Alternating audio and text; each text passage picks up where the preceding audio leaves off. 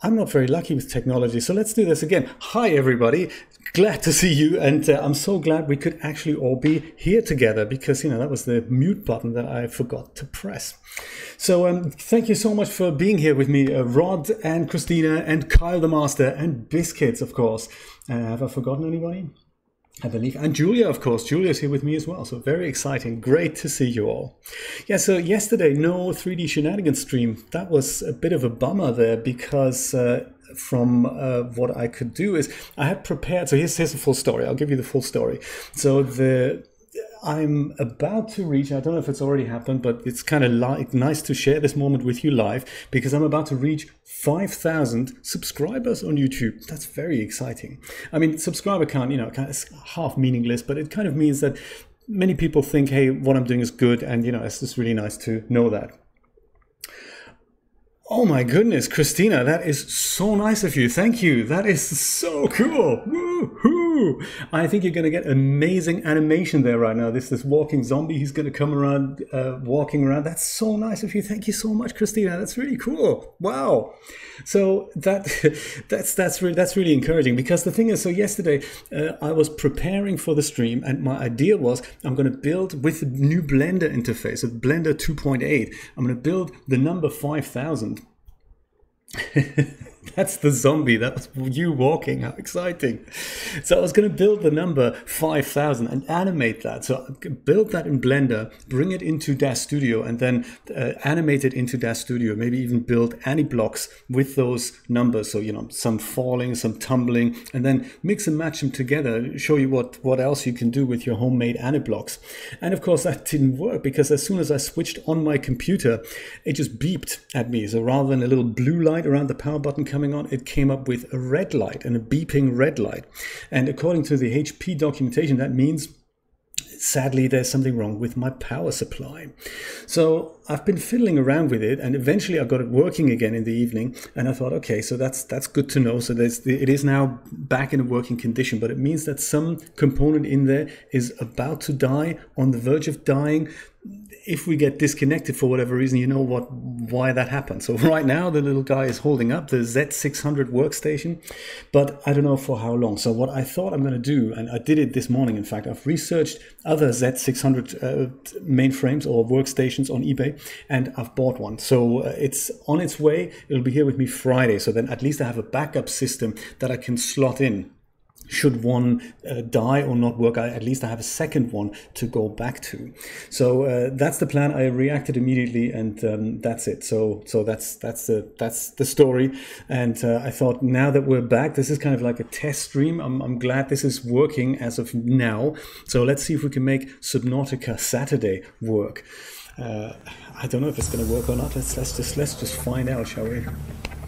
Thank you so much for the 10 euros, Christina. That's phenomenal. That's such amazing support. Yeah, thank you so much. It really warms my heart when that happens. I was also going to say hello to a new Patreon supporter, David Davis. I believe from what he told me, or from what I gather, he lives in France, but he's an American, and he wants to book some individual sessions with me to talk about Dash Studio, and that is something that is on the back of my mind. I'm currently redesigning my website so that is bookable. So that's coming soon. That's one thing that I'm planning for April. Redesign the wpguru.tv website. But until such time, let's stick with Subnautica. Kyle, in answer to your question, I've got Subnautica Below Zero. That's the sequel of Subnautica, and it's okay. It's kind of early access right now, so it's not great, I must say, but it's certainly something that I might be looking at. I'm not entirely sure if we're going to play that. For now, I think we're going to go and play this game up until we've finished with it, and I don't know how quickly we get through this, but it'll probably be maybe end of the year, maybe August, something like that. We're going to be done with this game. I'll see how long my computer survives, and I'll see how long you guys want to hang in there with me. As always, this is, of course, not so much about the game. It is about the game, of course, but it's also about us just hanging out and having a chat. If you have any questions, suggestions for upcoming videos, then or suggestions of how I'll get out of this position somehow. I can't really jump. I can't move either, so I don't really know what's going on here. Then please let me know. There, sitting down and walking out. I can't walk. What's happening? I'm stuck. Wow. Remove the chair. Oh, that's a good idea. Julia says just deconstruct the chair. I think that's a good idea. And now I can walk again. That woman is clever. My wife, everybody. Julia Lewis. Very cool. Oh, there we go. That's yeah, great. Awesome. Let me know what the picture quality and the audio quality is like. Can we see everything? Is everything? I can see my return now. I hope those ugly picture problems from earlier are kind of gone. I certainly hope that. So last time we were here, we built this little observatory. We've scanned the blueprints of that in the, what's it called, the Degazi habitat. And I'm lacking a few pieces for now that mean I can go forth and go to the Aurora. I need a propulsion gun. I need a laser cutter. I need all these things. And the blueprints for those are hidden somewhere around the game. We don't know where. They're kind of randomly strewn about. I've also built a sea moth here, so that's what I did in the last episode, build the sea moth and go deeper, go into the Degazi habitat and find some more funky blueprints. And so today I was thinking, in order to really advance the game, let's switch the lights off here. That looks terrible here. Thank you, robot. Very nice of you to remember me. I'm gonna go and build a scanner room. I'm not entirely sure where yet, perhaps as an offshoot of this room, somewhere here, that's an idea, or perhaps at the end of the base over here. I think maybe that's a good idea. Let's put the scanner room over here. I'm not sure I got the battery charger yet. Thank you so much for remembering. I didn't get it in this game. I don't think so. Actually, let's have a look. In fact, let's drink something, and then we'll have a look if we have the battery charger. I don't think I have it, but that is, of course, something that we're looking for. So the scanner room is going to help us find wrecks and resources. So it'll be able to pinpoint those, and then we'll go and swim there directly. And I think that's an exciting idea for today. So once that is built, I think we're going to go build that here. We'll go and find. Of course. Thank you, robot. I'm going to drink something now. Yeah, with those things being pinpointed, we're going to go and hopefully find more resources. There we go. We should also eat something. So perhaps we're going to go fishing, grab a bit of a health pack, and then we'll see what happens. Yes, thank you so much to our, I believe it's a Japanese kanji visitor. I'm so sorry I can't pronounce your name and I can't read what you're saying, but welcome to the game nonetheless. If you can, have a look if you can go into Google Translate and paste in there what you're trying to say, and then just paste that in English. Maybe if you understand English, great. Just paste us what you're trying to say in English, and we'll strike a conversation. There. I should also, let's have a look if we can have that battery charger. Battery charger. I don't think we have it. Yes, I remember what you said last time. It was supposed to be down by the Degazi habitat, but that's not where that was. Scanner room we found, definitely. We found the observatory. Cyclops, we don't really know how that's going to proceed just yet. Scanner room here, new addition. We need a bit of titanium, copper ore, gold, table coral sample, just a slice. But I don't think we have the... I've got a bioreactor, got the alien containment, but we do not have... that would be a nice idea here, modification station. That's another thing. We're going to talk about that later. Oh, great. Thank you, Christina. Thank you for translating that. So hello to you too. Have you determined what language it is? It looks like Japanese to me. So no battery chargers as yet. Let's go fishing so that we can eat something, sustain ourselves. I think I'm going to go drink some more Going to fritter some stuff away as well, and then we'll go build that scanner room.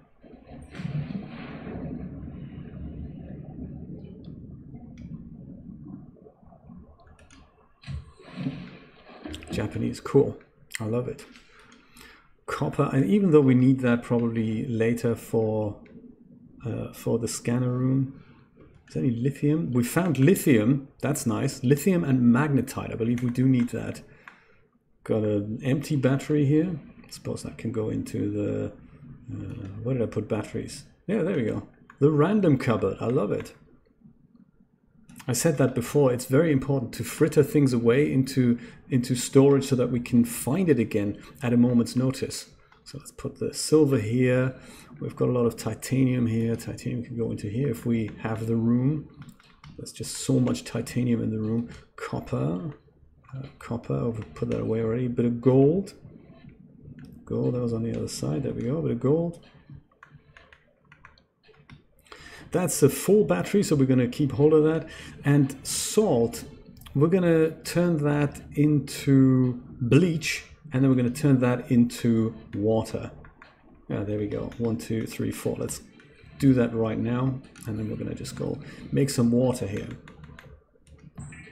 Rod, I was following along your sewer thing that you had going there. Rod had a camera crew at his house.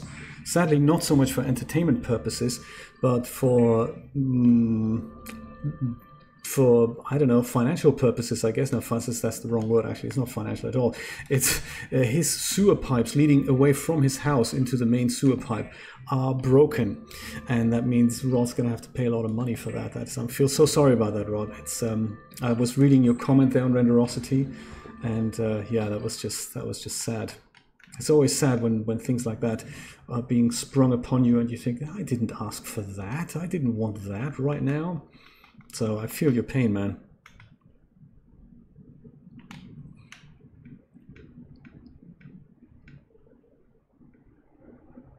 Yeah, indeed, yeah. Yes, under the ship. I think we're gonna repair that core, the radiation core, for the Aurora. That's the big ship. And then we're going to go and, again, do some diving over there. The Aurora, just in case you didn't know, the Aurora is that big burning ship here next to the moon. And that's currently, well, that's the one that we crashed with. And that's the ship that's currently leaking radiation, which is when I move towards it, then I will get that message. If I don't have that radiation helmet on, I get that message that, that there's radiation going, and, you know, that's not very good. This here is our graph trap, and that helps me catch fish. And if I had something called the stasis rifle, I'd be able to go and freeze these objects in place. It's funny that I still have an issue here. If you look at these fish, these are peepers here. Maybe I'll put that light on. And if you look at the peepers closely, they don't look like regular peepers look. They don't have eyes. The eyes are shut. So Christina mentioned that last time. We believe that currently these objects, they have a transparency in front of the eye. The eye is very pronounced here, these peepers. And they just see when they fall, you can see that on the bottom here, they've got this big yellow eye. And sadly, for whatever reason, now that they're in place frozen here, they don't seem to have that transparency map. We're not entirely sure what that's all about, but it's a little ugly.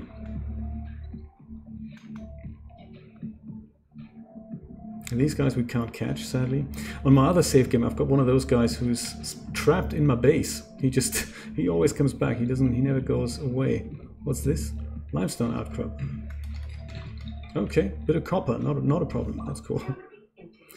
Yeah, we're working on that robot. Calorie intake is recommended, of course. Let's grab that and let's leave that graph trap in place there.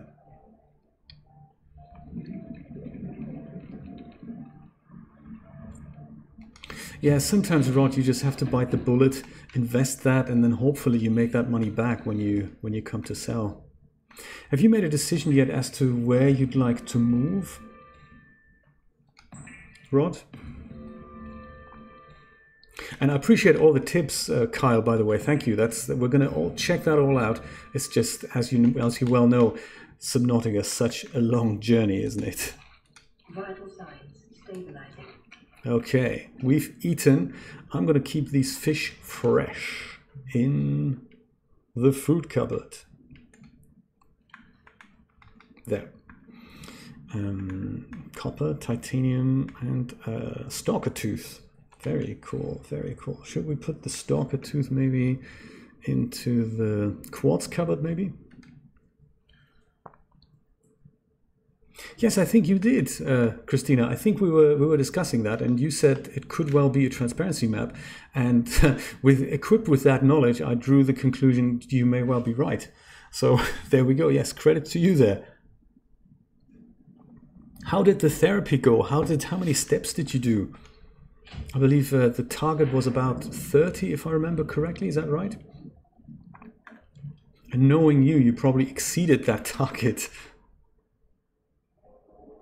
Titanium, copper, gold, table coral sample. That's the only thing that we need to quickly find in the middle of the night here. And those grow on the outsides of rocks. Could be down here somewhere. That scanner room is going to be great. Hopefully. I'm proposing to build it more than once, by the way. So the first time we're building it just as attachment to our base. And the scanner room, just like in real life, as you can imagine, the scanner room only has a limited range. Oh, you look horrible there. Ouch, my goodness. He has teeth. There's no table coral sample here. So I'm going to go get my Sea Glide out. That's going to be much faster to drive around here. So yes, it has, I believe it has about 250 meters worth of a range. Aha. That's the stuff we're looking for. And you can expand that range with an upgrade, which hopefully we're gonna take care of. I'm gonna take two pieces here, 1 and 2.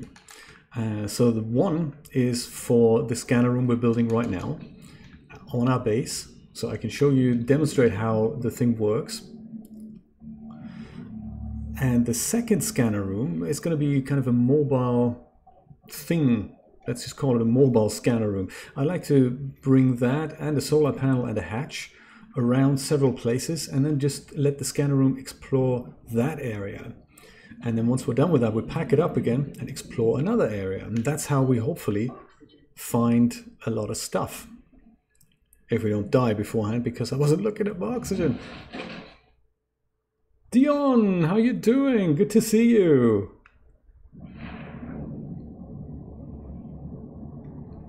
Dion, I was just explaining when we got started that my computer had an issue, and that's why I didn't do the 3D stream yesterday. That was my plan, and I had ideas, but sadly it didn't turn out so positive. So yes, computer trouble. It looks like it's kind of taken care of, but how long it's going to last, I don't quite know yet. So yes, that's the current status.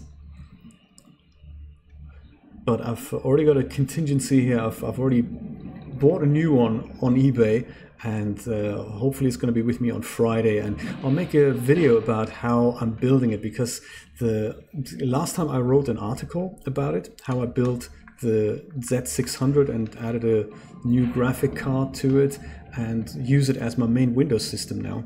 And that was from 2016. So this time I'm going to make a video about it and see if it's of any interest to, put that together. Welcome aboard, Captain. From the day of arrival to it hopefully being a functioning system. So I seem to remember we need 2 parts of copper, 5 titanium, 1 table coral sample, and I believe 1 blob of gold. I think those mushrooms, I'm going to put them in the random cupboard because they'll be good making batteries.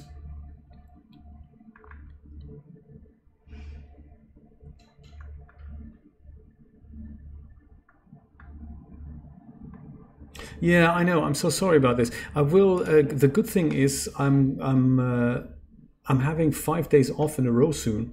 Let me show you my the new base here, Dion. Let me give you the guided tour. This is something. This is called an observatory, and that's just full of glass. And when you stand in it or sit in it, nice music comes on. Very nice. So let's you just sit and contemplate. That's very exciting stuff.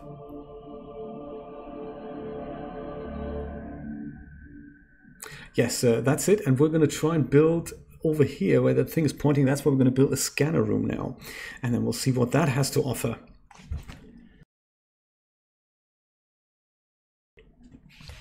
And so, yes, I was going to say 5 days off. That means I'll be able to make a couple more videos that I had planned. And yes, that is a hope that's going to make up for it. There we go. Scanner room, 5 titanium, 2 copper, 1 gold, 1 table coral sample. Let's see if we can build that here.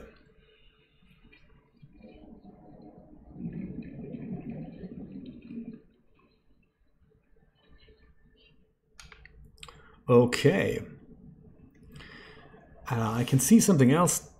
Top left corner, it told me that I'm now adding so many bits to my base, so many of them fragile, including that observatory, that it may well be that I'm having a base flooding problem. Looks like I'm not having it just yet, but the base integrity is now under 1, and that usually spells trouble. So I think what I'm going to do is I'm going to try another piece of base material, or something like a structural improvement on these side parts here.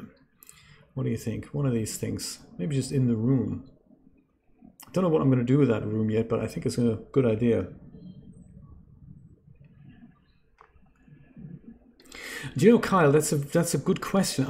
This is kind of an experiment for me, because all YouTube experts say don't dilute your channel with something that doesn't really belong there. And what that means is I shouldn't really be mixing gameplay footage with my tutorial videos. And while I appreciate that, I don't really know how much of an interest there would be in a dedicated gaming channel, or how much of it I could contribute. I mean, there's so many good gamers around.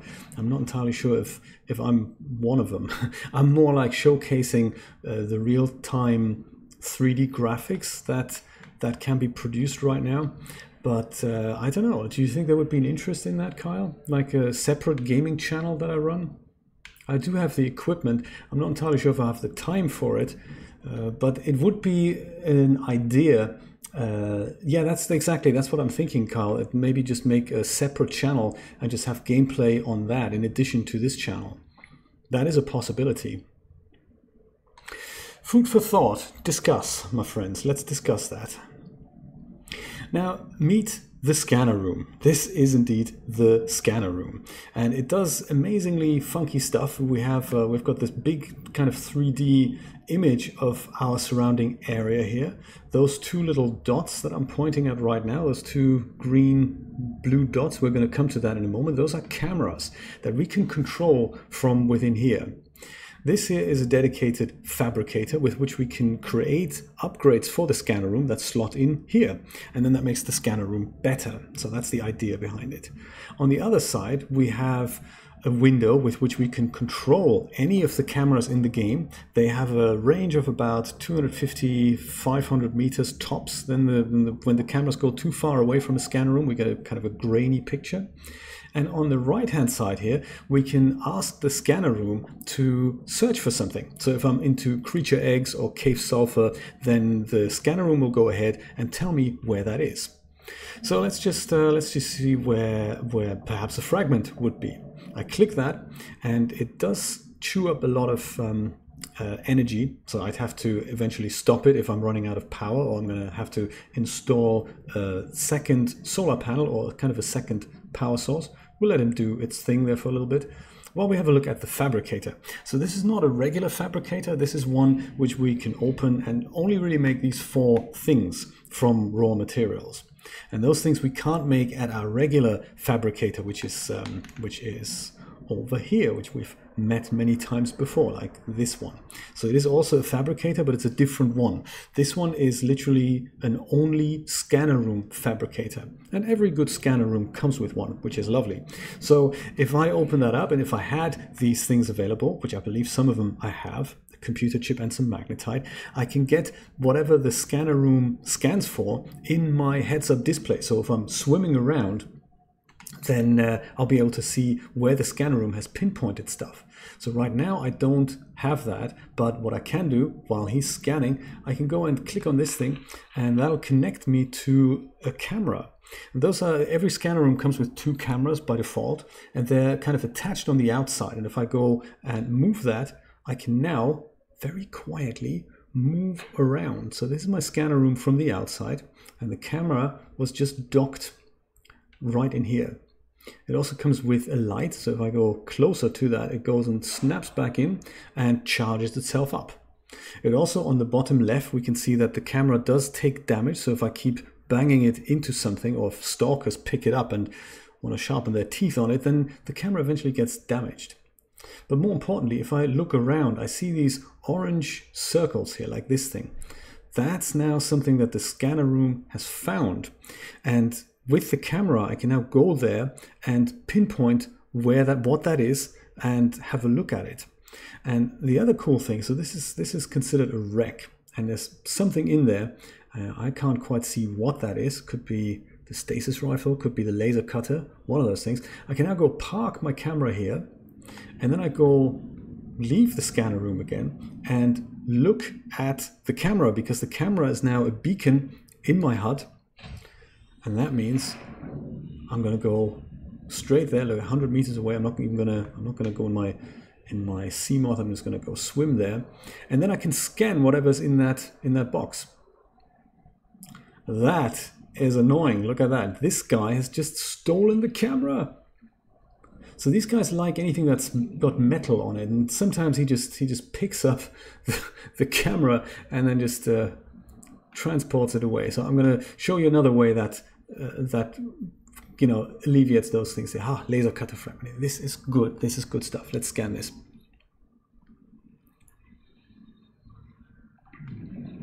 Look at that. We've got 2 out of 3 parts for the laser cutter. Good thing we have another camera. So the stalker who's just picked up the camera, he brings it somewhere. He may drop it somewhere. Other stalkers may pick it up, and it's a little annoying. But the good thing is, like Carl just mentioned, we can fabricate something called the chip, this HUD chip that I told you about. And with that, we get to see these orange circles literally just while we're swimming around. So if we click on that, we get to connect to that camera. And this is where he's abandoned it now. So it's terrible. So we can either go have another look for other things, or we can go and switch to the next camera. So if this is camera 1, we can go and switch to camera 2, and that's still attached to the scanner room. Let's see what else is found. Looks like nothing else has been found, otherwise I'd see an orange circle there. So I guess that range has now been exhausted already. That's a bit disappointing, isn't it? Let's increase the range of the scanner room and perhaps build that chip. What I do like about going around with these cameras here is, of course, that now we get to enjoy 3D graphics without hands in the picture. That's nice.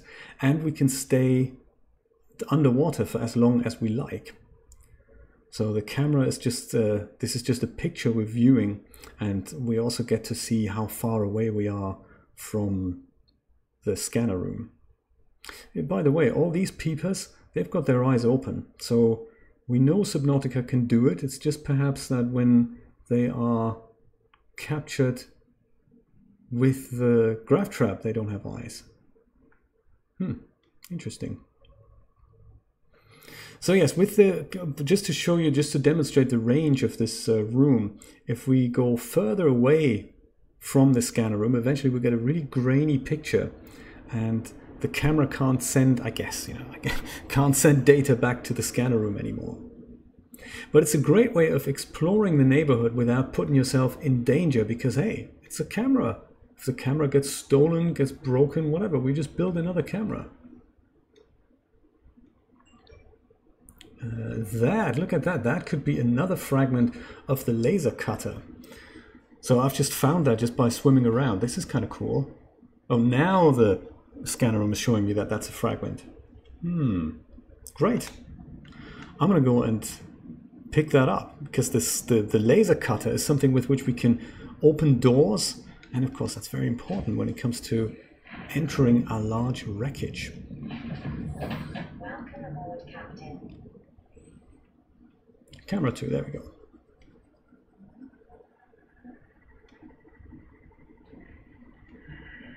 Yeah, Rod, that's the, my channel is a kind of a hodgepodge as well. That's exactly right. And, I've got this far with it being a hodgepodge, and why not just leave it a hodgepodge? I'm thinking on one hand, why not just focus all the energy on one channel, and then just, whoever wants to watch, everything is great. If people like to watch 3D tutorials only, that's also cool. And other people who just watch gameplay, they just watch the gameplay. I think I think it would be cool, but make my life a lot easier. Ha! And I do agree with you, Christina. I'm not really into violent video games. I used to like Grand Theft Auto, but not so much for the violence, but more for the fact that it's a fascinating world they've built there. So that's something that I'd like to have a look at, not so much for a course of a whole year, but maybe for a couple of episodes, and just see how they've built what they've built there. But there's so many other games I used to play over the years, including console games, and so there is the argument that with that I may just dilute that channel, this channel, too much. So perhaps a dedicated gaming channel would be an idea.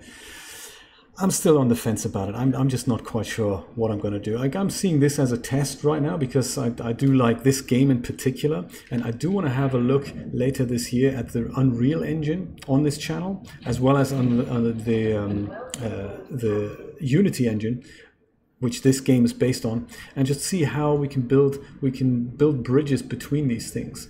And part of my reasoning behind it is that the 3D engines are coming. Blender's already got a very cool 3D engine, real-time 3D engine built in. I think the days of setting up your scene and pressing a button and then waiting an hour or so for a pretty picture to come out, I think they're kind of going away soon. And even with the latest, most expensive cards, the RTX cards, that's kind of going in the right direction with DAZ Studio to achieve real-time rendering, but I think we're still a few years away from that. But if we can utilize engines like Unity and Unreal, perhaps we can make better pictures. That's what I'm thinking. So that's why I want to look into that, and video games kind of bridge that gap because they do this all the time. So that's my thinking behind it. Let's see if we can make that scanner room HUD chip and of course the scanner room upgrade. So I suppose the upgrade is the easiest one because it means one magnetite, one copper. We can do that. Then the scanner room can scan a little bit further. I think that's a good idea. Magnetite, there we go. We found some in the jelly shroom cave. And there's some copper here as well.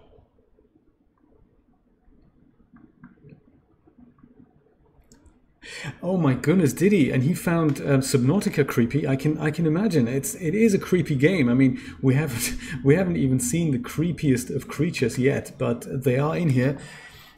That's so funny. How old is your grandson?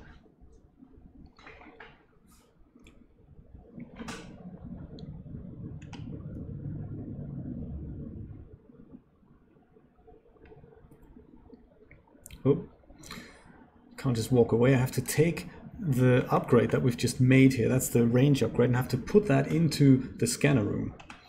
And so now we've got the scanner room can now scan a little bit further, which is very nice. Oh, that is young.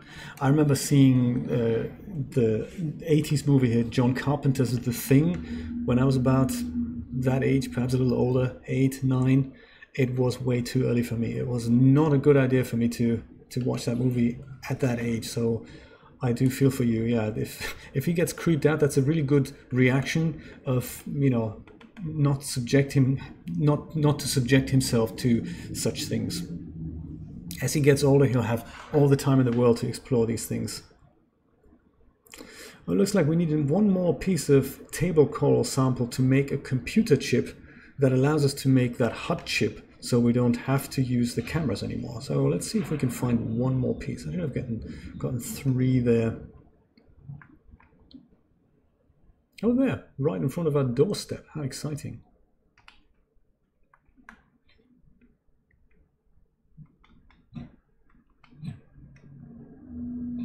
And then imagine, as a player, you have, when you do get to this situation in which you're exploring a cave like we used to do in the jelly shroom cave, and you have to find that exit, and you just don't find the exit. It's real fear, you know. So we need a bit more copper to build copper wire, and for that I think perhaps I'm going to just employ my scanner room. Come on, scanner room, find me copper. Oh, no copper around, is there?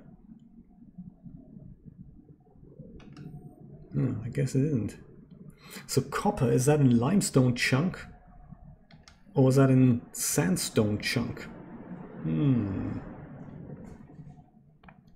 The age discussion. Yeah, let's have the age discussion. I'm, in the interest of full disclosure, I'm 46. I'm turning 47 in May. We are in a world, in a word, we are in the prime of our life. / old farts, basically. That's what I'm saying. I feel old.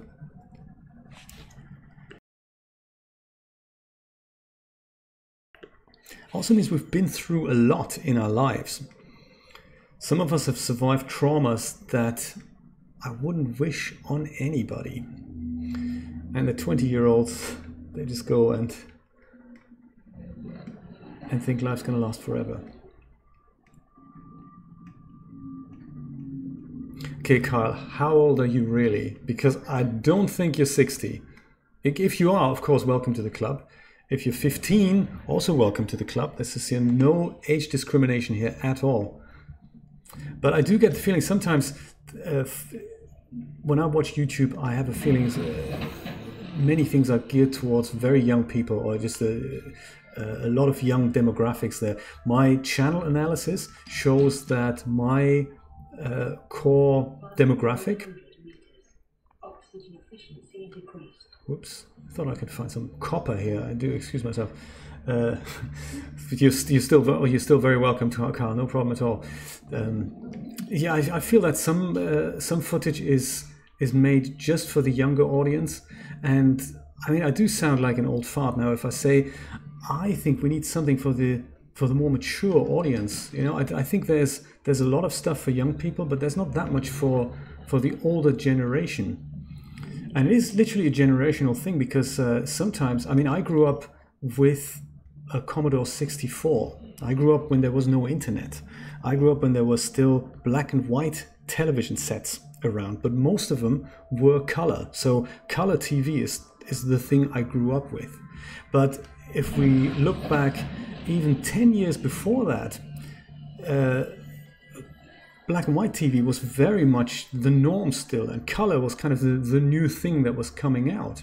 And even if you could buy it, why would you? Because it's terribly expensive, and so forth. You know, today people grow up with the internet.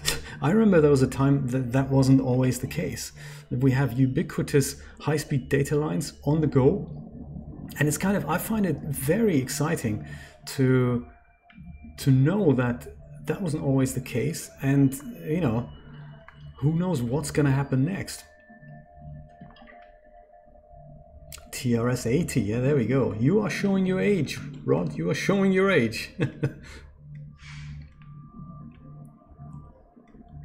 And you know, I don't mean this in any sort of way, a discriminatory way.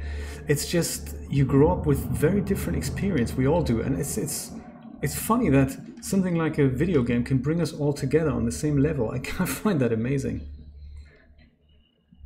This is an exciting piece of technology here, the propulsion cannon. We need one more piece, but the propulsion cannon essentially lets us push things away, pick things up from afar. Kyle knows what this is. Kyle, you know what this is. I know what this is. This is exciting stuff. This is the battery charger fragment, the thing we were talking about earlier. So I think I need a couple of pieces here.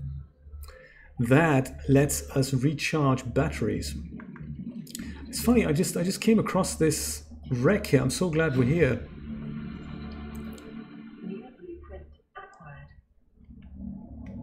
ZX81, wow, back in the days. You are also showing your age, Julia. Yeah, that's how it started. I think that is why I'm still in love with these old systems, because I can kind of relive my childhood days. Today, computer power is just so strong. Back in the day, I mean, we had the C64. I think all these ZX81 and all these things, they had 1 megahertz CPU in there. That's, you know, that was fast. That was 1,000 calculations. Not even that. They could do 1,000 cycles every second. So cycles doesn't mean calculation. So a cycle is literally from a computer point of view is one mnemonic thing that they could execute. A mnemonic is something like put a value from that memory location into the X register, and then another mnemonic would be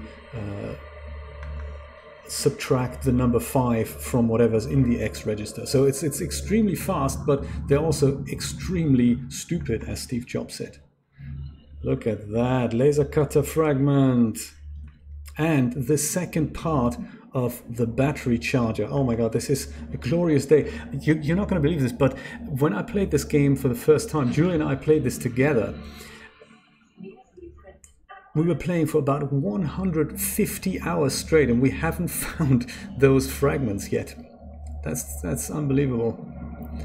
So I'm so glad we found the battery charger early on, because, you know, these lights, sea glides and all that, they take up so much power. We do need something to charge them up. This door here, by the way, can't be opened by hand. But it says if I swim closer, cut open to access. And this is what we need the laser cutter for. So this is a good point to come back to. And of course, grab some oxygen. Ooh, natural selection 2 poster. Let's grab that as well. And make sure we don't drown down here. So this is a good place to go back to with the laser cutter, if we have it. Let's see if we have all the blueprints already. This is exciting. Wow.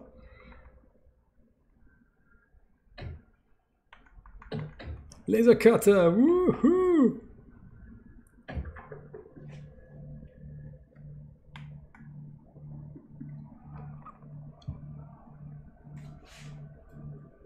Yes, Kyle, what game is that your avatar's from? I don't think I recognize it. Now, I'm going to build that laser cutter and come back to this wreck, actually. And so that I can find it, I'm going to go and deposit a little beacon up here. There we go, beacon. Let's put that here. Perhaps rename it. Call it exciting. Whoops, my goodness. Can I rename it? There we go. Exciting wreck. Haha. There. Now we can find this location easy. Oh. There's my emergency bottle of water. I'm going to totally have that. Enjoy it. Great. Back to the ranch. Let's make that laser cutter. I hadn't expected to find this. It's very exciting. Roblox. I did hear of Roblox. Roblox is interesting in that it's a cloud-based service, isn't it, Kyle? Is that right? it's a service which lets you play video games, but it also lets you design your own video games.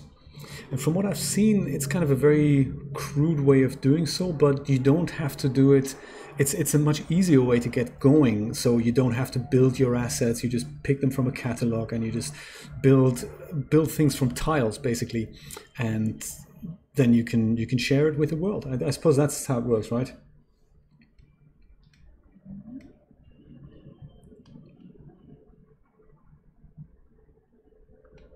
Thank you so much, Mr. Wise, and welcome to the chat. I'm really glad you're enjoying the tutorials. That's really good to hear. Thank you so much for the wonderful warm words there. I appreciate that.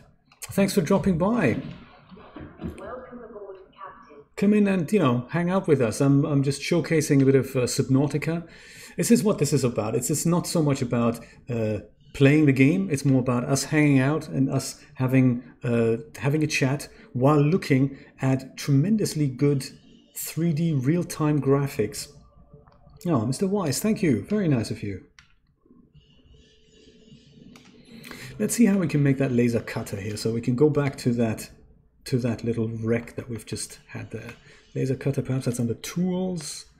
There it is. Stasis rifle, yeah, we do need the stasis rifle at one point. Propulsion cannon, we don't know how to make that, but we certainly know how to make the laser cutter. 2 diamonds, bit of cave sulfur, and the rest we already have. Believe it or not, when I was down in the Degazi habitat there, which of course we will return to because I suppose there's a lot to look at, I have found diamonds. I don't remember how many. 3 of them. Look at that, this is exciting. I'm going to go grab 2 of those. And the cave sulfur, it's probably not in the lithium box. Well, there's more magnetite here. That should be in the magnetite box. Let's put that in the magnetite locker. Magnetite is good to have. There. Diamond. We have a battery, but we also have empty batteries too. So I think I'm going to build my thing with an empty battery because there's this, it's kind of a little bug in the game. Oh, there's also cave sulfur. Look at that. Perfect. It's exactly what we need.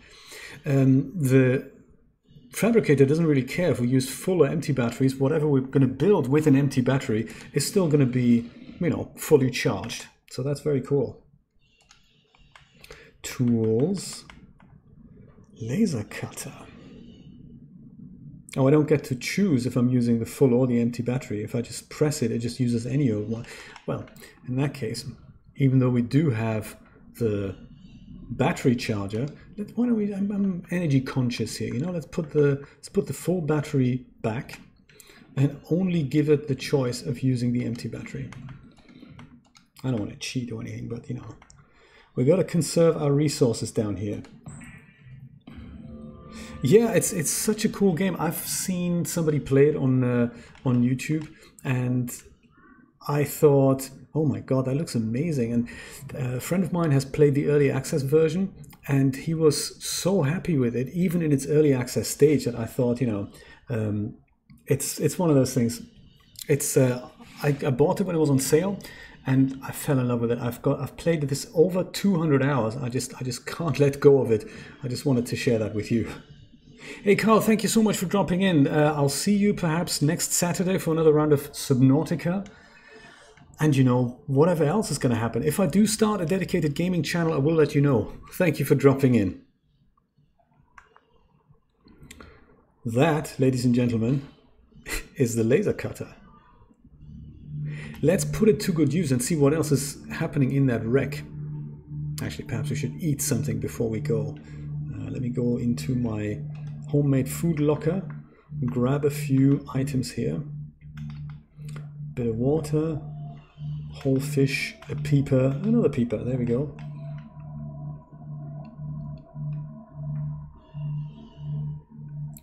Yeah, Christina, have a go. They do have it on sale sometimes. I bought this, I think, for $17. Oh, I didn't mean to make cured fish.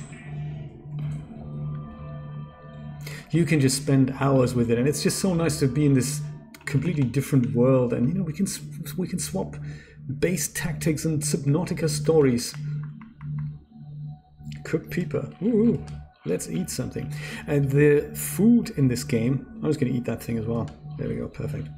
The food in this game, by the way, there is an option when you start a new game. You can choose to play a freedom version, which is essentially the same game with the same storyline, but it makes it a bit easier to play because the system isn't going to ask you to eat food or drink water. So those are two things that will just be excluded from that.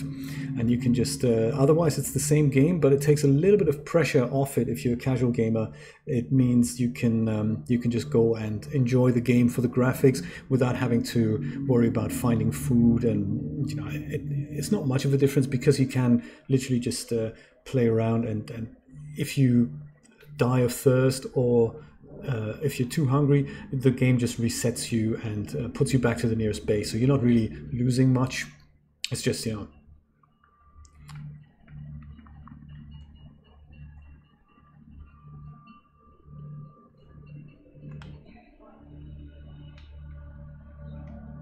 Thank you, Rod. That's great to hear. I'm glad you got so much out of the tutorials.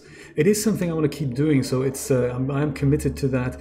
And yeah, it's going to be my next thing that's going to come up is indeed the tutorial about lighting. That's in the DAZ Studio 101 series. I know I keep talking about it, but it's just there's been so many things that that just got in the way. In other news, by the way, I have filed my tax return thanks to TurboTax and QuickBooks. So that's good. That took a little bit of pressure off me. So now I have more time focusing on more tutorials. Aha.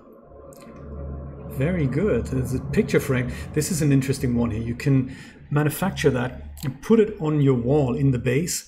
And then you can add your own picture into it. So it could be a JPEG image, or it could also be a screenshot that you've done. So we'll explore that when we get back home. I say home, our base.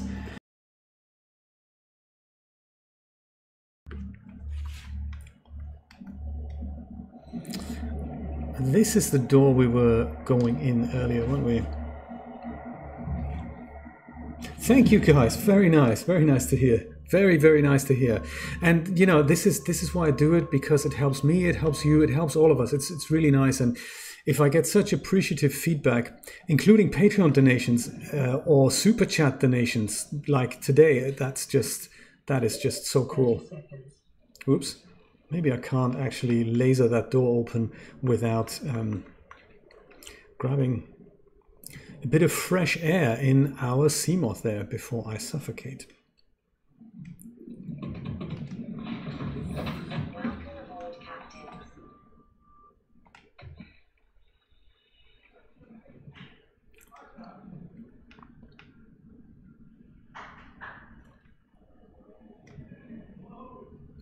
There, let's keep going where we started.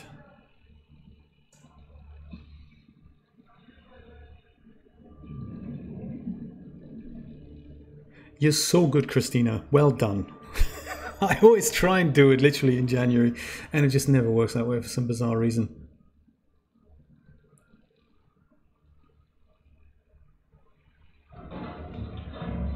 Oh, have you, Mr. Wise? How exciting! I will check that out in your community tab. That's how exciting. You've got the community tab. That's, you know, that's good. I'm going to check that out later. That sounds exciting. Modification station fragment. Oh, that is exciting too. We do need the modification station. Let's scan that. Okay, we need one more part to that puzzle. The modification station can make a larger oxygen tank, so I'm looking forward to that. That looks a little creepy there, so I'm going to go and get... Ow! Ow! Ooh! That, I guess that was the culprit here. Okay, note to self, must be careful with blue frizzly bits. Lightweight high-capacity tank. Lighter but allows for enhanced maneuverability. Really now? Bring it on, man. Rod, I saw your, I didn't see your video. I saw that you've had one, and it's something I'm very much looking forward to. That's going to be exciting. I'm going to grab a coffee and I'm going to take the full hour it takes to watch this, because for me personally, there's just nothing more exciting to see somebody else's workflow. You know, we all have tips and tricks to offer, like the little things that you don't write an article about. It's things that are second nature to us, and that is exactly what I like about those videos. So, you know, I'm very much looking forward to that. And well done. Congratulations on putting such a long video together. That can't have been easy. Hour-long videos are Passing 100 meters. Oxygen efficiency decreased. difficult. Oh, that's not where I wanted to go, was it?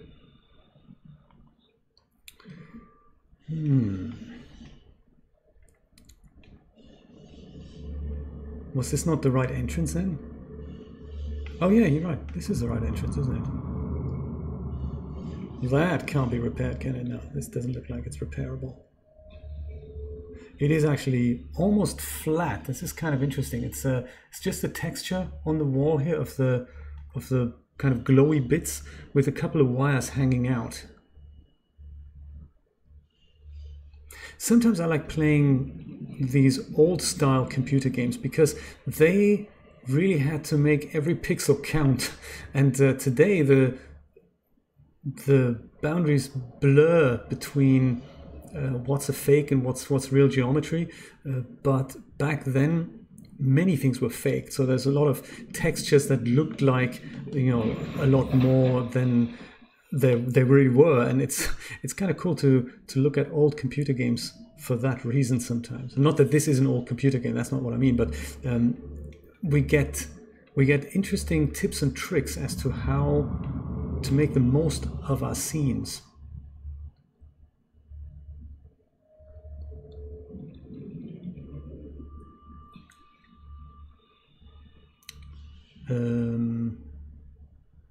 Is there a way through this? I'm not going to get stuck here, am I? This is what happens. This is why this is a scary game. Will I find my way out of here again?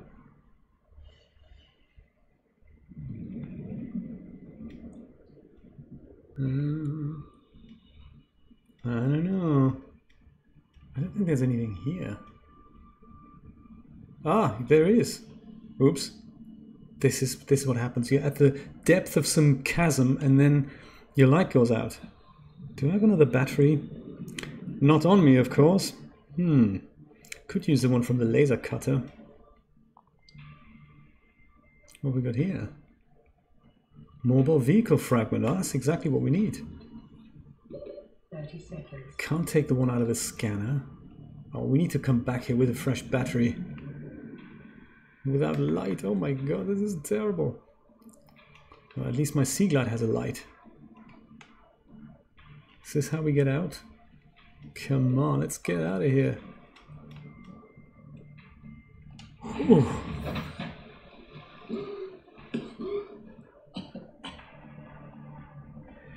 Whew. That was advanced. That was advanced. Do we have any batteries we can spare? Habitat builder. Perfect. Okay, I'm going to take the habitat builder apart. In fact, laser cutter. Can we do the laser cutter? Yes. I'm going to unload the battery from the laser cutter and I'm going to put it into my light. Oh, that's not the light actually. My goodness, this is the light. Boom. There. I'm so looking forward to building that battery charger, you know. When we get home, we always have freshly charged batteries. Passing 100 meters. Oxygen efficiency decreased. Yes, that's another good point. Perhaps I'm going to put the rebreather on. That'll conserve my oxygen consumption down here a little bit. Oh, but it also gets me radiation. So, that's not good. I'm going to take that health hit. Vehicle upgrade console built in the moon pool to upgrade docked vehicles. I see. The moon pool is not something we've discovered yet.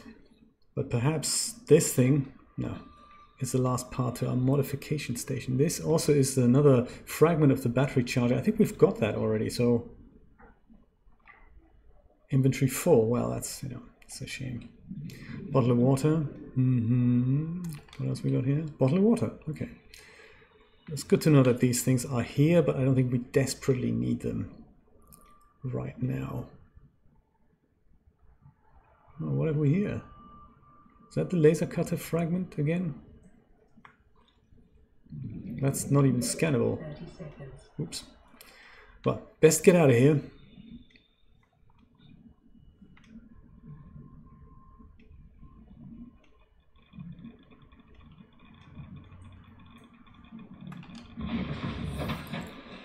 Whew. Let's put my radiation helmet back on. So there we go. That'll make me a lot better. Yeah, I did take a bit of a health hit there, but it was just too exciting to stay down there. So there we go. Yes, Christina, you're my official wiki for Photoshop. Christina and I are thinking perhaps that we should start another channel. Perhaps we should focus it on Photoshop. Imagine that. I've seen a channel from a woman from Serbia, Bulgaria, I believe, and that's all she does, Photoshop tutorials. I think you particularly have so much knowledge of hands-on work. I would love to watch that, Christina. Because sometimes, I mean, Photoshop particularly, you can do so much with Photoshop, including video editing, indeed. But sometimes it's really difficult to ask a question. Like, you know, if you type into Google, how do I resize a picture in Photoshop? You get hits, that's cool, because the question is a sensible one. But if you type in something like I asked Christina the other day, hey, when I make my thumbnails for YouTube, I've got a template, I've got an icon in there, and then I put a screenshot in, and I'd like to put the screenshot into my file. But currently I'm taking the screenshot, I'm opening that, I'm duplicating that layer into my other file. Isn't there an easier way to do this? To a human, you can explain this, and it'll make sense. And then Christina came back with, yeah, of course, it's file, place embedded, or file, place linked. Perfect. But I didn't know that functionality existed, nor that that's what it was that meant. So sometimes it's difficult to ask the question to get a sensible answer. So I think that's where Google isn't quite working just yet. It's you almost want to have a 30-second gap that you want to just be able to speak into, and then Google kind of makes sense of that and gives you a result. Maybe that's the future. I don't know. Just thinking out loud here.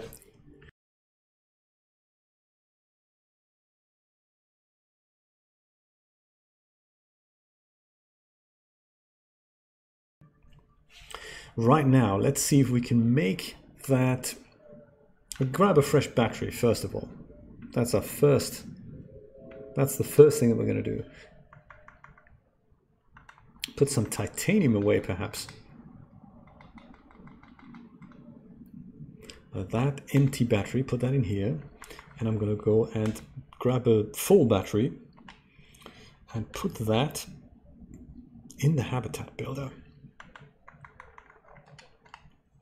Habitat builder is, oh no, that's not the one. I meant the laser cutter. There we go. Let's put that back in there. Perfect. That's good. Now let's see, speaking of the habitat builder, let's build ourselves perhaps over here. I think that's a good position for our battery charger. Let's see if we can make that yet. Vehicle upgrade console. Okay, so this is something else we need for later. I'm going to explain that later perhaps. There we go. This handsome young fella is the battery charger. So in order to make that, we need a wiring kit, copper wire, and some titanium. So let's see if we can make a wiring kit and some copper wire. So I happen to know that you need a bit of silver, 2 pieces in fact of silver. We don't need quartz right now. Let me just fritter quartz away here. We need 1 more piece of copper to make copper wire. And one more piece we have, so that's cool. Let's make that. Let's make some copper wire. Ooh, that was a nice noise. What was that? Did you hear that? Shadow Alex! Oh, that's so exciting that you subscribed. Thank you so much. So that animation also comes up when somebody subscribes. I love it. Welcome, Shadow Alex. Very nice to have you on board.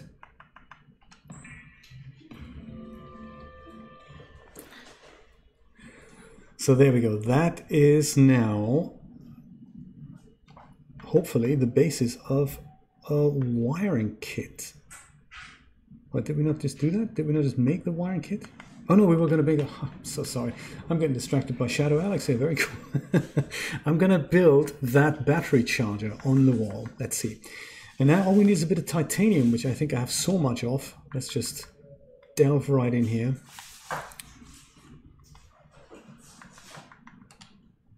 Yeah, let's put that here. Blender is completely different. It's not really comparable to DAZ Studio, but then there we go. But then DAZ Studio isn't really comparable to anything. I mean, it is comparable to kind of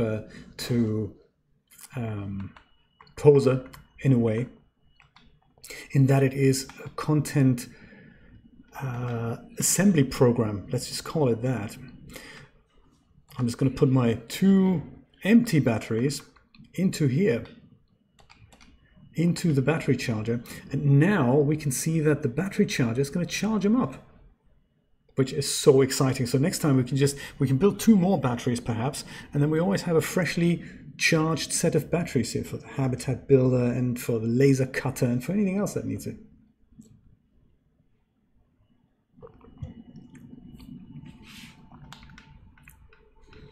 Yeah, so Blender is like a content creation tool, whereas DAZ Studio is more like a content assembly tool in a way. Oh, wow. I'm just kind of getting distracted and mesmerized here by all these red dots here. And those are things that the scanner room has found in our neighborhood. So everything that's a red dot is now being represented by what we're looking for. So those are all sandstone chunks, and those are so many that if we were to go and have a look with our camera and just have a quick look here, then we can see them all overlaid over our scene. Whoops, if I don't just bash it into the ground. So there we go. Look, this is all the stuff that the scanner room has found, and we can go there with the camera, and we can now go and can position the camera then, and we can swim out, and we only ever see the camera, and then we can go to the thing that we'd like to have a closer look at. But of course that's very tedious. If we wanted to go back to the scanner room to I'm so sorry, frog in my throat. If we had to go back to the scanner room every time we wanted to reposition the camera, there is luckily a way to make that easier for us, and that is by building this heads-up display upgrade for the scanner room. So let's just leave that as it is and try making that. Well, we're in the mood for making things here. That's it. So we need a computer chip and we need some magnetite for that. And then we need to build this once, and then we basically put that right here onto this slot, and that's where it lives. And that means it will be overlaid when we swim around with the sea moth here, or when we swim around in the actually that's the sea glide, isn't it? When we swim around the sea moth or the sea glide. So let's see if we can make that happen. Let's build a computer chip.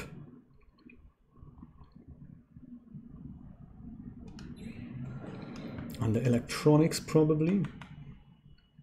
2 table core sample, check. 1 gold and copper wire. Let's again with the copper wire. So we do need more copper for this exercise. So, okay. Okay. We will postpone that mission for a little bit. Perhaps instead put that natural selection poster that we found somewhere sensible. Perhaps here. Is that a good point? Is that a good position to put it? Perhaps actually, perhaps we're going to put it here. Natural selection, by the way, that's the computer game that the company that made this here, this Unknown Worlds, they made Subnautica, and this was their previous computer game. I've never played it, but yes, that was a commercial success for them, and I suppose that's a little Easter egg that they've put in here.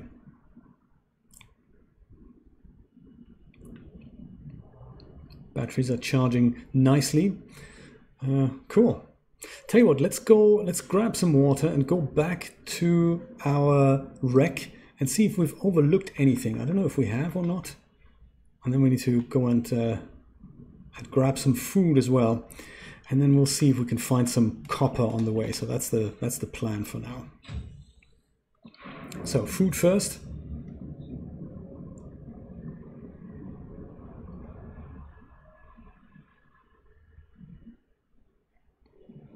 Can even take our graph trap and put it somewhere else if it's just well, what's this? Maybe that is copper. Copper! Hey, ask and you shall receive, hey?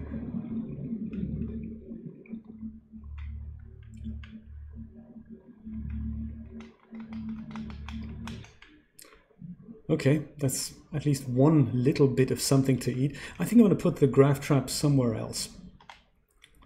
Just because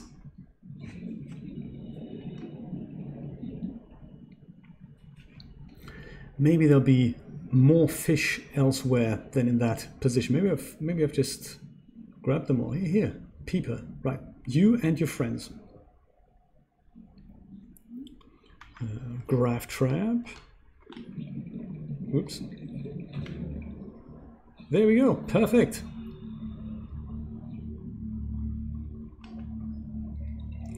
That is easier to do with the mouse than with the controller, by the way, because with the mouse you can just position it and then just go and click when you have to.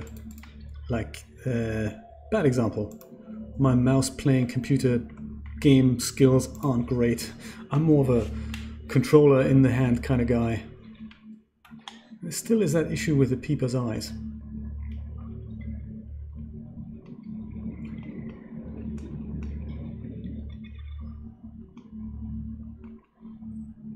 Gary fish, yeah, you can be food.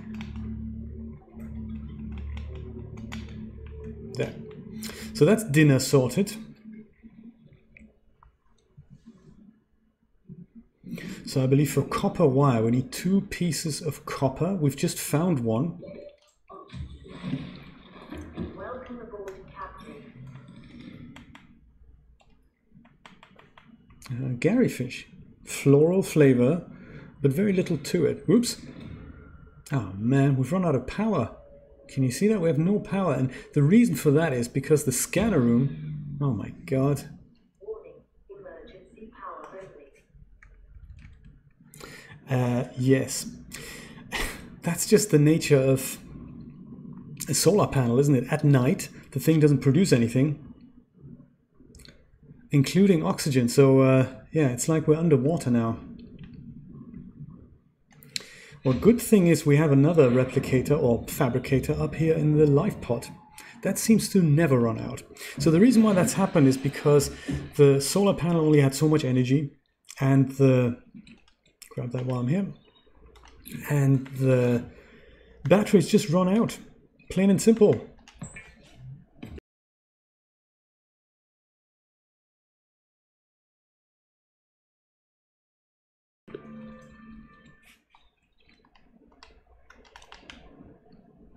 No, Marvelous Designer is not free. It is quite expensive. I've bought version 4, no, version 6, I think, and I haven't upgraded since then. I think currently they have version 7, version 8 is out, and it's about you can get a perpetual license if you upgrade to something. They give you a discount, but you still pay about $100–200 a year at least.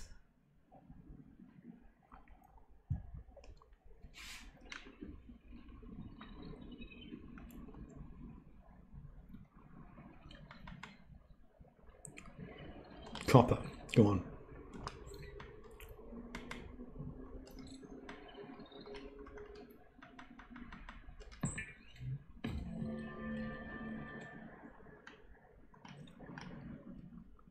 Christina, speaking of the cloth system in Blender, that is something else I'd be super interested in, because it's like a free alternative to making cloth in Marvelous Designer. And currently I don't really know how to utilize the cloth system. So perhaps that's something else we can talk about. Well, if you're looking for ideas for tutorials that you want to make, that is something that would go down so well, because I bet that's something that everybody would love to have a look at.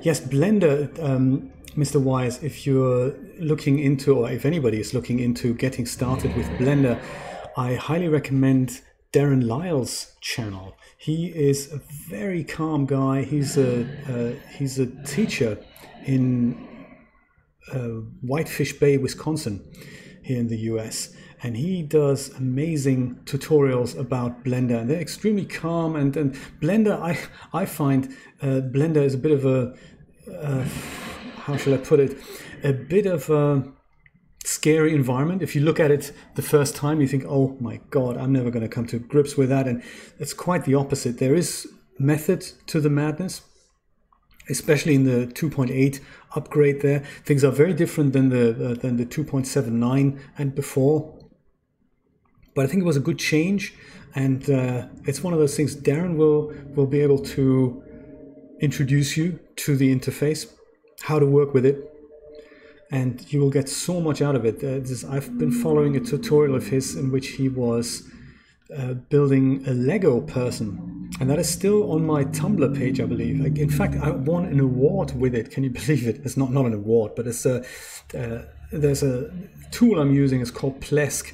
It's a software that is powering web servers, and they were asking for submissions, just cute little ideas. So my Lego man that I've built with Darren's instructions is wearing a Plesk t-shirt, and they love that so much. They send me a mug and they send me a t-shirt, and it's just very funny how these things kind of come together sometimes. So yes, that is how Darren's tutorial got me a free mug, basically, and a t-shirt.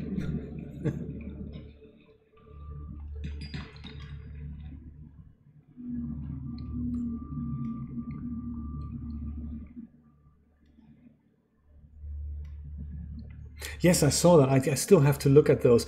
I've looked at, in preparation for yesterday's stream, I actually installed 2.8, and I thought the challenge was going to be partly just showing how 2.8 works, and I've got this kind of double challenge really. I'm used to Blender on the Mac, and I'm using a touchpad on the Mac, and the touchpad, the magic trackpad, that supports gestures in Blender. So I suppose if I had something like that on Windows as well, which I don't. I've got the cheapest components on my Windows system, the cheapest keyboard, the cheapest mouse. Perhaps I should invest, But if I had a trackpad, like a magic trackpad on my Windows system, I wonder if it would also support that, because it is so cool to just move around tactile in your 3D scene. It's very exciting. So I'm so used to that I've got this double challenge of coming to grips with the mouse control in Blender on Windows, and using Blender on Windows, and then looking at 2.9, knowing 2.7 to 2.8, so looking at 2.8 coming from 2.79.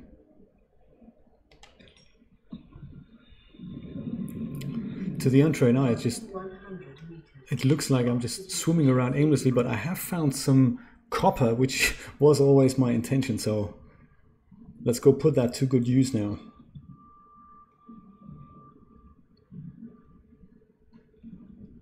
Yes, Darren is phenomenal, and the way he explains it, he's a master also, not just in explaining how the tools work. He is great at showing you workflow. So one of his projects, and he's been building this forever. I don't know if it's ever going to be finished, but he's building a scene that he wants to render in Unity. So he's written the script. He's had voice actors record something for that scene, for that little short animation he wants to make, and he's now building the assets for it bit by bit, and he's done so live on his channel. And it was really nice to see, just sitting down and saying, hey, today I'm building a gas station, today I'm building a high school cafeteria, and today I'm building a back alley, and just how he starts. So you learn not only how to use Blender, but you also learn how to actually put these tools to good use. I think this is a type of tutorial that we could really see more of, because there's, on one hand, it's fair enough to tell you this button does that, but why would I press it? In which situation do I do that? And now that I can make a cube and extrude it, how do you actually build 3D scenes and so on and so forth? And that is what Darren does really well, kind of casually. And you sit down, have a coffee, and just see how he does it, and you learn so much from doing just that.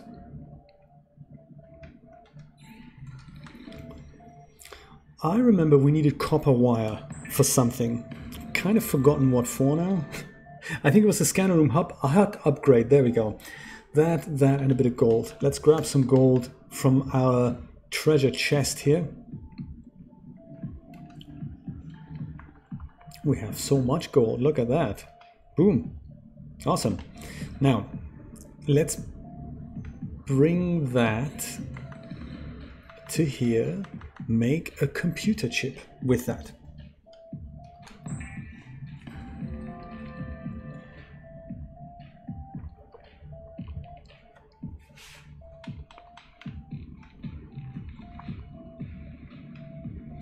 Oh yeah, I didn't mean the Cintiq series. I've got an Intuos tablet, and that's not what I meant. I meant the kind of the touchpad thing.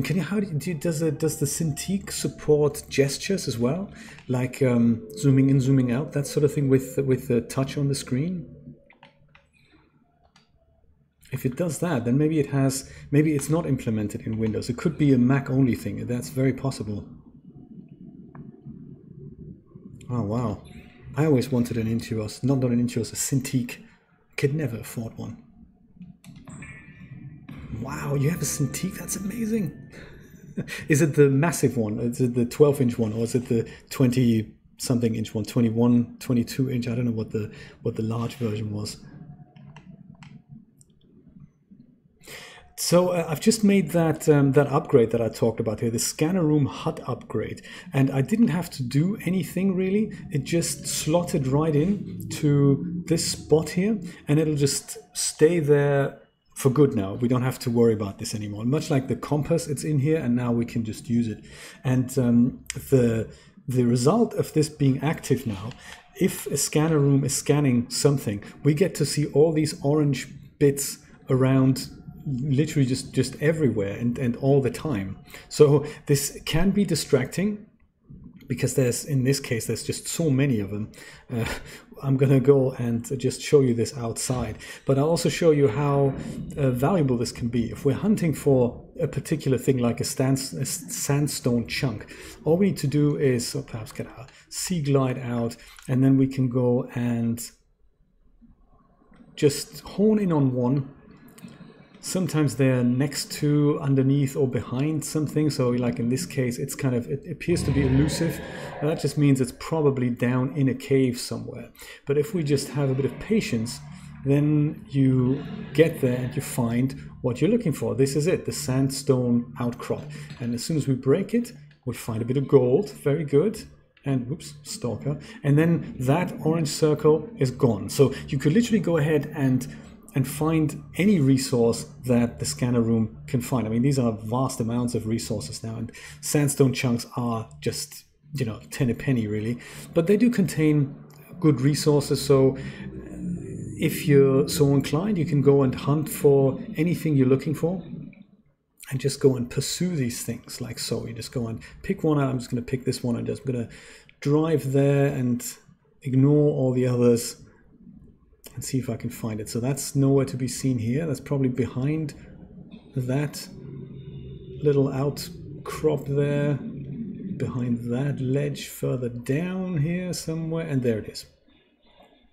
And sometimes you don't see these things because there's grass in front of them or whatnot. And aha, some lead, good stuff. And then you just keep going like that. But I mean, sandstone chunks, that's one thing. My God, you sound horrible, stalker, terrible. Yes, you, that's exactly who I'm talking about. Stop biting. Dude, we're all friends here. Some of us are.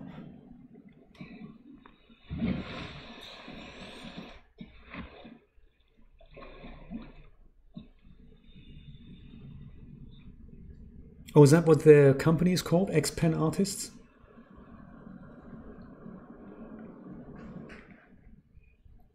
Let's return back to base and I'll show you how to find other wrecks with this, because the principle is kind of the same, no matter if it's sandstone chunks or if it's, you know, real stuff. I'll look into that. Thank you so much. I've bought... oh, okay, thank you. Thanks for correcting me. That's the tablet name. Okay. Yes, I bought a first generation Surface Pro when it came out in 2012. And that's pretty cool. That's kind of a... it's small, but it's like a... yeah, it's a portable computer. And I bought it because I was intrigued by the fact that it's a fully fledged Windows system rather than me having to attach it to another computer or having to run kind of a spec down version of something like, you know, whatever iPad version is currently available. And yeah, so that's what I bought, and that's kind of cool. It's not great, but it does get the job done. So when I'm doodling, it's a really nice thing to use. Let's hunt for a wreck. Let's see what we can do here. There's one other thing that this was the speed upgrade, but there's also the range upgrade. So one more blob of copper and a bit of magnetite, and then we can find stuff in, you know, in further range. Here, there's a wreck. Maybe we can hunt that out before we wrap it up, because it's been a long stream so far. But I'm really enjoying it. I'm really enjoying hanging out with you and, you know, just having an off-the-cuff chat. Doesn't tell us how far away this is, but maybe we can have a look. Just grab our sea moth. Welcome aboard, Captain. Ah, 2 wrecks. Where shall we go? Left or right? You decide.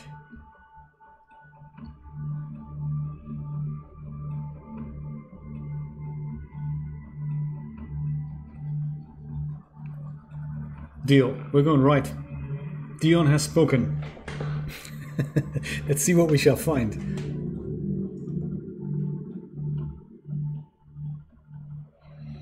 In the future, I'd like to try out the Microsoft... Speaking of Microsoft, I'd like to try out the Microsoft Mixer service. Great, good to hear, Mr. Wise. Very exciting. I'd like to try out the Microsoft Mixer service because it's a live streaming platform, much like YouTube and Twitch, but they have a latency which is about 1 second. So latency, just in case you don't know about what latency is, it's the amount of time that is between something happening on my desk and it arriving on yours. So if you're watching this, I'm seeing things currently about 6 seconds earlier than you are. So that's the latency that it takes for the data to be transcoded by YouTube and to get turned into something else, and then for YouTube to send it out again. And there are longer latencies that, depending on the settings that I choose, we can have something up to about 20 seconds, 20, 30 seconds. And with more data in the pipeline, it means the picture quality is potentially better, and there's no buffering issues because data just has more time to do its thing, you know. But Microsoft, I'm sorry, it's true for both YouTube as well as Twitch. So they have pretty much the same latency because they use a similar transcoding system there. But with Microsoft's service, you have about a second of latency between something happening here and it arriving on your desk. So not really a wreck, is it? No, it's kind of, you know, it's more like a collection of broken off parts. I wouldn't call that a wreck. Now this could be, it's kind of a small wreck as well. I'm thinking of diving into something. That's kind of what I'm looking forward to. But okay, this is kind of a, you know, baby wreck, I guess. Yeah, so but with Mixer, you have literally a second. So the interaction that we could be having could be so much faster. So if I'm asking you, hey, shall I go left or right? And you basically get it immediately and you can respond immediately. And that is something I find really exciting. It's a protocol they've invented. It's called FTL, or also known as faster than light protocol. And I really don't know how they do it, but it is killer fast. Oh, I think we've seen this wreck before, actually. Do you remember? I think was it with you, Dion? I can't remember. Was it with you, Dion, or with Osaka? We swam around here and we found that trash can, this particular trash can. Also not really a wreck. Yes, I also remember the forklift here.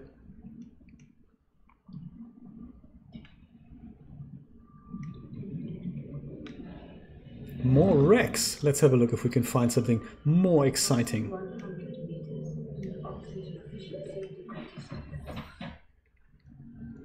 Do we have a bottle of water? No, not really. Yeah, so that's something else I'd like to try. If you're game, let us do this in the near future.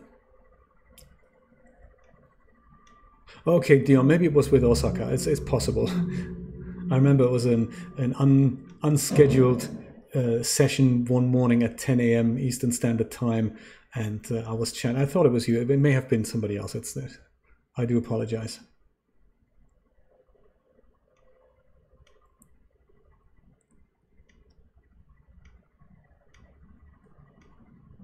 No, I haven't seen it, Rod. How do you have a link? Post a link. Be really nice to see that. Also a mini wreck. Is that the wreck we're talking about here? Oh yes. Looks like it could be. Sample analyzer non-functional. Well, if it's non-functional, do we need it? I'm not sure. Graph tab. I think my inventory is full. Perhaps I should go and fritter some stuff away at home and then hunt for a few more wrecks here. Yeah, let me do that. I'll go home. When I say home, you know, our home over here.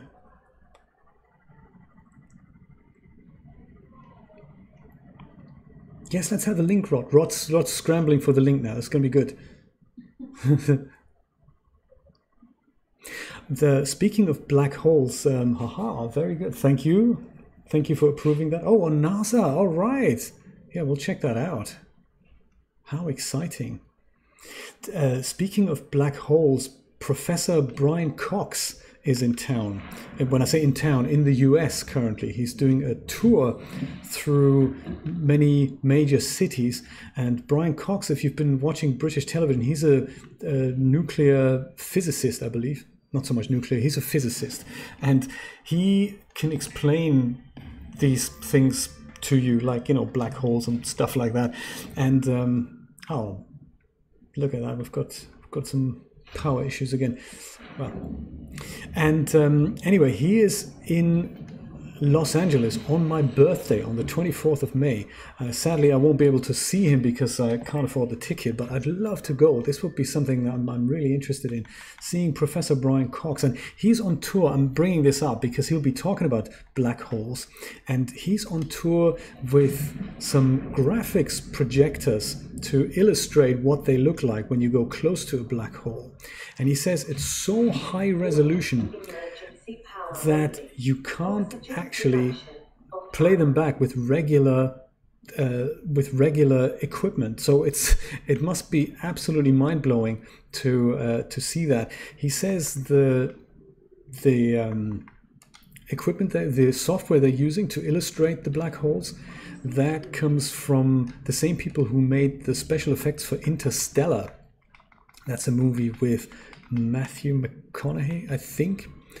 And they based those findings on calculations of what it would look like if you'd go close to a black hole.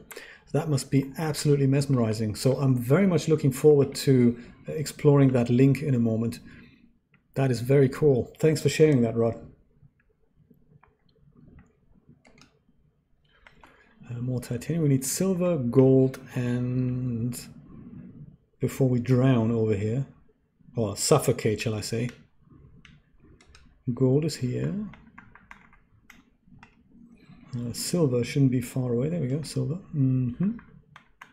Silver, very good. I keep forgetting that I have a second oxygen tank with me. That's kind of good to know, isn't it? Very reassuring. Ah, me too. I can't get enough of stuff about space. Especially if it's presented in a way that, you know, humans can understand it. If it's from, you know, from professors for doctors, it's not really my cup of tea. But if it's something that, you know, mere mortals like I can understand, that's great. I love it. And the thing is also, we really have to keep up with the latest findings. You know, there's so much that is being discovered. It's just awesome. Like when the was it Galileo? I think Galileo and Cassini, when those missions were happening to Jupiter and Saturn respectively, absolutely fascinated by that. And getting these pictures, I mean, you know, so quickly. I mean, back in the day, you had to really wait for years for them to be released and then to be published and put into a book. And then you had to spend a lot of money to buy the book and read the book. And we live in a very, very exciting time. What hurt me there just now? Oh, him. Oh, my God. He scares little kids. Fact. Our sea glider. We have that already. Peeper. Well, those wrecks aren't exactly that exciting here, are they?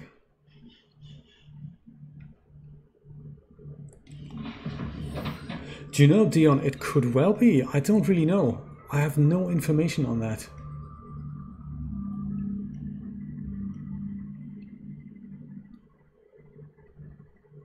And the Mars rovers. Yes, I felt so sorry when which one was it? Opportunity, Spirit? I've forgotten now. The one that just recently, about a month or so ago, he gave up because his solar panels were now so full of dust that nobody can clean them, and it's just, you know, he just doesn't have the power anymore. I felt so sorry because he exceeded that mission so much. It was just so cool to see that. And that NASA was still talking to him as well. That is just so cool. They do still talk to Voyager 2, I think. And that is another super fascinating tidbit. Maybe I can share that link in a moment, just before we go, because this isn't a very exciting wreck here either. There is Dave L. Jones, who has a YouTube channel called the EEV Blog. That's about electronics engineering. He has a side channel which is called EEV Discover, and I'm going to link you to that channel in a moment. It is such a cool channel. He's been doing YouTube full time since 2009, I believe. It's his 10th anniversary this year. Very exciting, and he's a very charismatic guy. So I like watching him. But he has started this side project of rather than filming himself doing stuff in the lab, he went out and filmed stuff that is kind of interesting techie stuff, and he went out to the observatory in, was it Canberra? I think it was Canberra, and had a chat with the head of the institute that runs the NASA Deep Space Network over there. So there are 3 massive antennas dotted around the world, and one of them is in Canberra so that they can maintain radio contact to whatever's happening that they've launched, and go and just monitor it so that it's always in contact. And he's had a chat with him, and he's talking to this guy about still maintaining contact with Voyager. Let me just share that link with you. EEV Discover is such a cool channel. It's just mesmerizing to watch these guys talk in depth about what the data rate is, and how much they can send to Voyager, and how much they're getting back, and at what speed, and how long it takes. And this is it. This is the EEV Discover. There we go.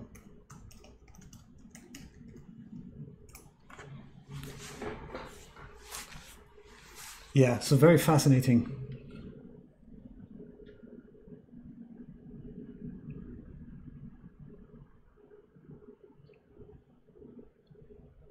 So tell you what, I'm going to switch off that scanner room because we know how it works now. I think we've run out of time to build another one in a different place, but that's certainly the plan. So we're going to build just this room with a hatch and a solar panel so that we can go in perhaps next time, and then we can explore other areas and hopefully find other wrecks.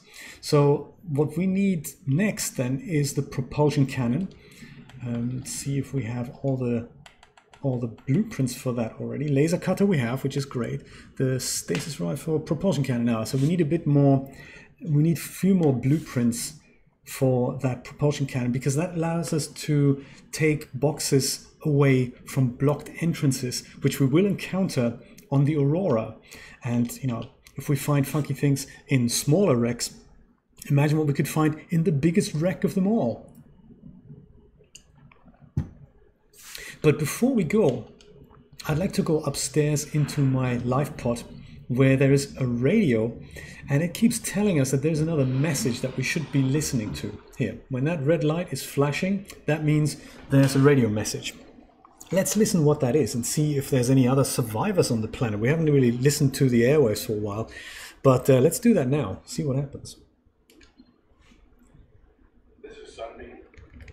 Aurora, we're from a little transgov on the far side of Andromeda, and we have a saying there. There's no bad without the good, no good without the bad. Sounds like you tasted a bunch of the former, but that only means you're overdue a whole lot of the latter. Might just be we're headed. We're scanning for somewhere to park. We'll be in touch when we find it. Sunbeam out. I've forgotten all about the Sunbeam. So the Sunbeam is a ship that has picked up our distress call from just before we crash landed, and the Sunbeam is kind of a trading vessel that's on its way towards us, and they're promising us we'll touch down and we'll go and rescue you guys. So I think that is something to look forward to. Perhaps we're going to hear more of them next time, but I think for now, I think I'm just going to go and stop the game here and stop the stream. This was exciting. We've built the scanner room, we've amended our base, we found the laser cutter, so that's exciting. It's very exciting. So let's see if we can build just this segment of the scanner room in different places. Just scan for wrecks and see if we can pick up some more parts next time. All the while, of course, trying to make sure we're going to go and receive the Sunbeam. and maybe before, maybe after, we'll see. We will have a look in that massive ship, namely the Aurora, which is the one that we crash landed with. So I'm going to go and save that game, and I'm also going to go and check out that link that you've sent, Rod, and I'm also going to check out that 1 hour long video that you did about your workflow. I'm very much looking forward to that. Guys, thank you so much for joining me today. I hope my computer is holding up. As I said, the new kind of backup, same thing, same Z600 is on its way. I may even, at some point, I'll just have to check my budget. I'll see if I can invest into another graphics card, namely the GTX 1660 Ti I'm looking at. It's kind of the upgraded version of the GTX 970 that I'm using. I'd love to see how they work in the same computer, or one in each computer. We'll just figure that out. I'm interested in seeing what happens. Thanks for joining, everyone, and thank you so much for the wonderful donation at the beginning. I really appreciate that. That was just so cool. I will see you later. Have a wonderful, is it Saturday? It's Saturday, isn't it? Have a wonderful rest of Saturday and a wonderful Sunday. Bye for now. Take care.